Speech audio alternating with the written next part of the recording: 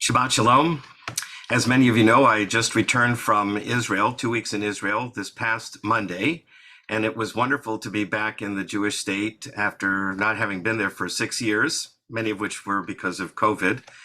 And it was wonderful to see my relatives up in the north of the country, north of Akko, to visit the new Anu Museum, the Museum of the Jewish People in Tel Aviv, which for those of you who have been to Israel many times in the past, this museum has replaced Beit HaTfutzot, the Museum of the Diaspora.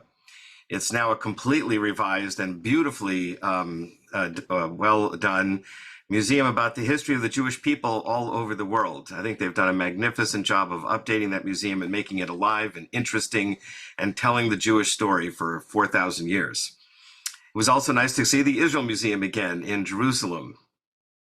But as you know, as you probably know, Israel is also going through a period of political turmoil because of judicial reform legislation that the current government is trying to push through. And there are demonstrations in the streets, have been for months now. So there's a lot of turmoil and upset. It was a different kind of a visit this year. We, of course, in America also have political turmoil, needless to say. With the recent additional indictment against the president, past President Donald Trump. Lots of divisiveness, differences of opinion about what's going on. And it's interesting then that the Torah portion today, this week, as last week, emphasizes one particular Hebrew word, Shema, listen. And Lord Rabbi, Chief Rabbi Jonathan Sachs, blessed memory, wrote an article about this a few years ago, about the importance of listening to people who express different points of view.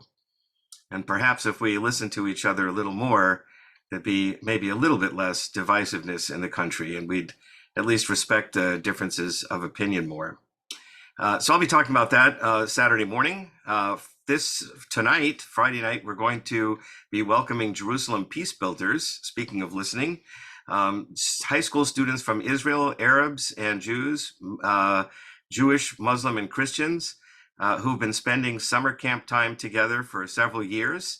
And one of the summer camps is here in Houston, and they will, a few of them will be speaking to us at our Friday night service about their experience of listening to each other.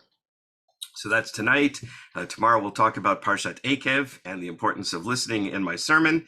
And of course, we'll be celebrating the bat mitzvah of Sophia Leonard.